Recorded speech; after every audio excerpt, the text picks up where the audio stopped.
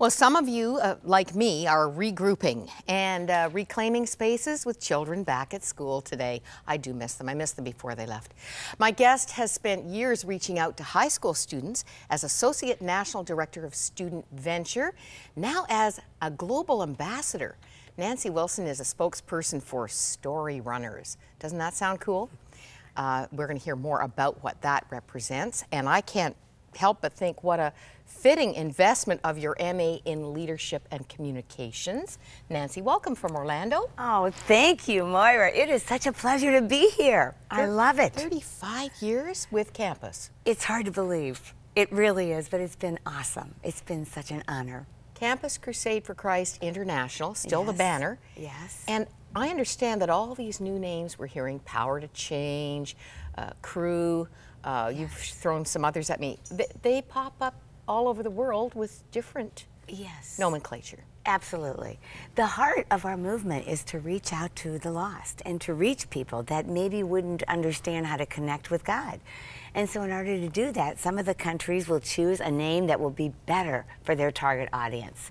And so we all have that umbrella of Campus Crusade for Christ, but the unique ministries can choose what banner they want to go under.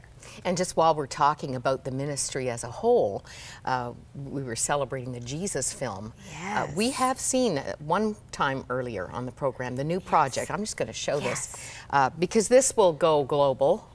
Oh, it already has. It's amazing. Magdalena. Yes. Mary Magdalene. Yes. Wow. It's basically the stories of Jesus' encounters with women as told through the eyes of Mary Magdalene. So it's just like the Jesus film. You'll see the whole story of Jesus, but the unique ways that Jesus reached out to women. And it is so powerful, in particular in countries that are maybe Muslim, where they maybe don't know who their prophet Isa is and how much he loved women. What a great woman to choose. Oh, talk about power to change. Yes, yes. She has a changed life. I just have to ask how you moved from being a dolphin trainer to a story wave evangelist. Oh, well, you know, God has story. I tell you, I think that he doesn't waste anything. And when I look back at my life, I see how every part of my journey until the wonderful day when I was 19 years old that I met Jesus personally. He even used my dolphin training to prepare me to speak in front of audiences, to trust him, and it was fun. We're going to come back to your story, but really, this is one of your 4 or 5 books, Chosen with a Mission. Are you ready for the adventure? This is really your story. You have been a woman on a mission for a long time, and story wave evangelism. Tell us what you do. Well, I love the story of God's eternal love story. You know, when he captured my life, I knew for many years about him. But when I came to experience that intimate personal love, I got a vision. And the vision was that God had a purpose for my life and that he had actually handcrafted and created me that way. And so I think that so much of our lives is a story. And we have a story, but God has a bigger story, and we get to fit into it. So as I've seen the stories in his word that are so powerful, Jesus encountered people at the point of need. He did miracles. He healed the dead. You know, he did amazing things. And so a lot of people don't know these stories. So God began to show me that just as I'm a communicator and I love to tell stories to connect with people's hearts, how about bringing to life his story? And so the overarching ministry of Story Runners, that is what we do. We go to even the very unreached people groups of the world and give them an oral Bible, which is a chronological set of Bible stories that opens their heart to understand who Jesus is. But then there's many people that are just preferred oral learners, such as the postmodern generation, and they relate through story. And those unreached people are both in people groups and in high schools right here in the West. Exactly. We have you globe-trotting. Let's go first to Africa, and I think Kenya is where we find you first in this photograph. Well, there I am in a high school in Kenya. Rose in hand. Yes, I'm actually teaching the students there about moral purity and about the fact that they can protect their virginity. Now, here is after a classroom assembly in Tanzania. And many of the schools there are mixed with Muslims and other students, and I was able to share the gospel using the stories. Now we flipped right on over to the Congo. And these are some women that I was ministering with in the Congo, helping to train them in the Bible stories for women so that they can reach their friends. And this is now in Turkey. Now, I am dressed as a Turkish bride. I don't have the headpiece on right here, but I did a retreat on being the bride of Christ. And you really have the freedom to gather these women and this present? was a group of about 300 women leaders that came out to a little village for a retreat center, and they wanted to learn about the bride of Christ. They endure a lot of persecution being believers in that country.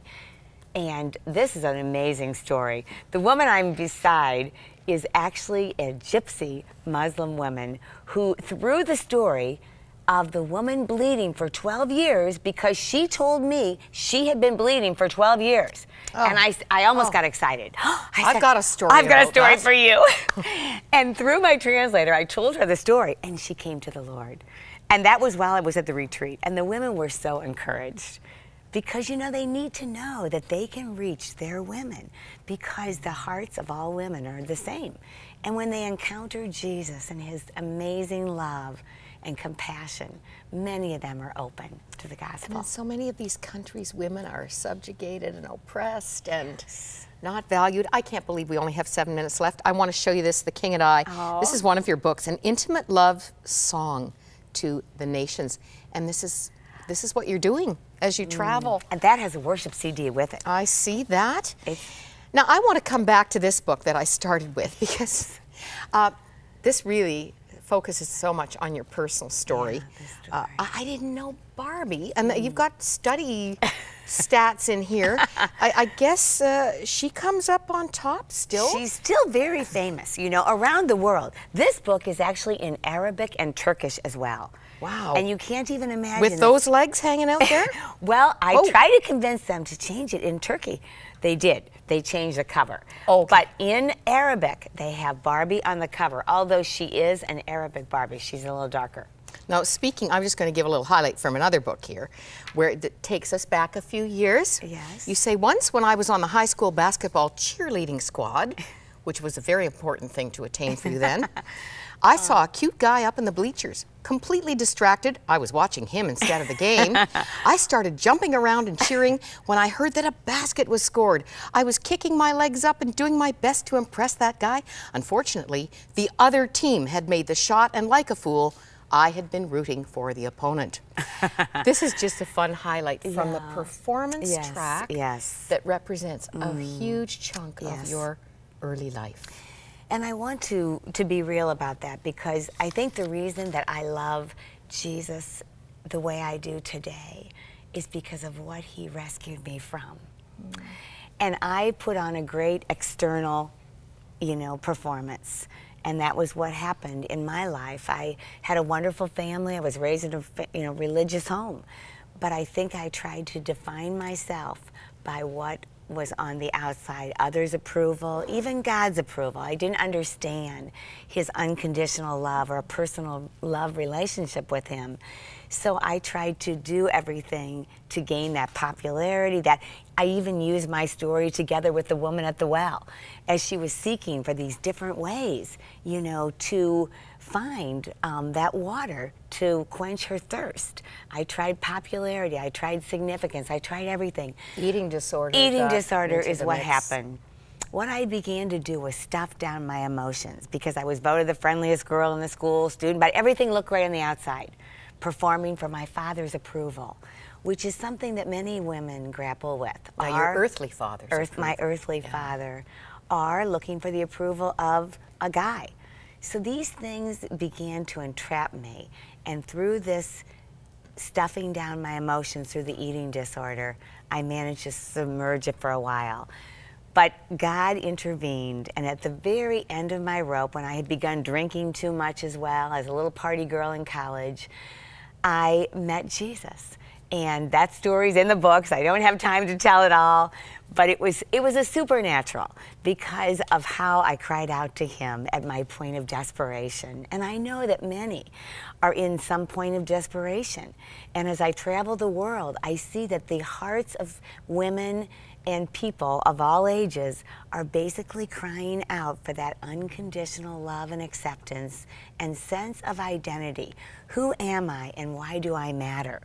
And that's really why the Lord birthed in me to put these out there, to share that there is freedom. You can find your identity, and it's found not in what everybody else thinks, but it's found in the mirror of God's Word and His truth and how He sees us. So I absolutely love to communicate those truths everywhere I go.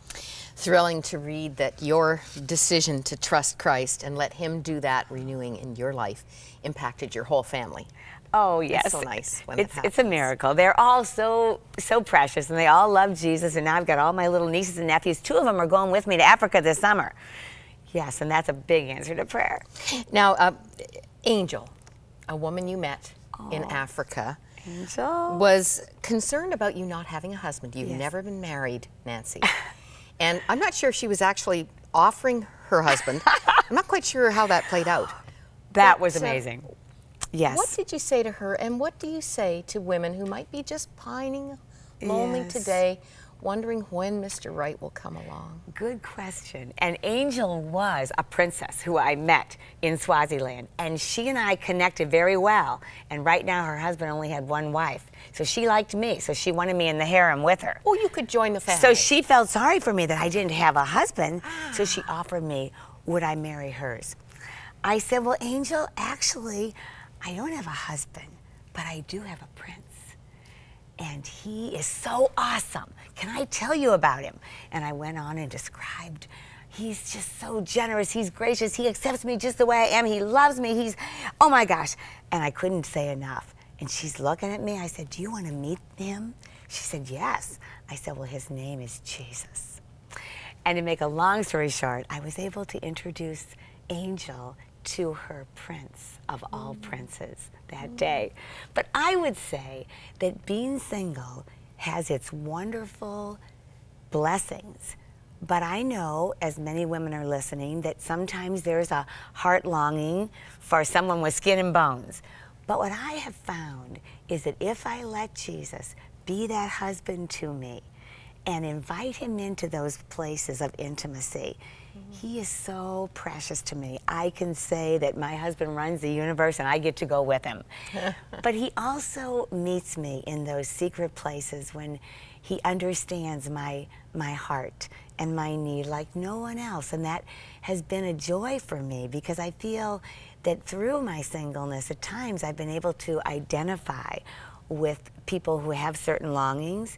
A while back, when God was really working that calling into my life, he challenged me with the thought, what would it be like if I taught you how to live with an unfulfilled desire and to trust me that I will be what you need? Mm-hmm. And so now my friends call me Paulette because I have embraced that calling. And Apostle Paul, you know. So okay, I get it. I have the privilege, you know, there are advantages to being single. And so many times I think women or men get hung up focusing on what they're missing rather than, oh, I've got this freedom. You know, I get up in the morning and I say, Lord, we're having time together. I don't have to have any children that need breakfast. I do have my spiritual children though. Yes. And they're around the world. You've got a whole wish I list time. do, we don't have time for that. Oh. Photo album Yes. of people around the world who look to you for encouragement and love and mentoring, and it's a great life. It's an adventure. It is. 58 countries, I'm sure more waiting for you, Nancy. I'm so glad you came. Oh, Moira, today. This has been my privilege, and I love it. And if anybody wants to learn more about how to effectively engage people, this Story Runners training is very powerful because we all have a story. And if we can learn to combine our story with his story. And www.nancywilson.org for her books, for more about Story Runners and the whole story wave. And if you're living with an unmet longing and it's really tugging at you today, maybe you'd just like to call our prayer line and have someone pray with you. You could get as excited as this woman. It's a true story. Don't go away. We'll be back.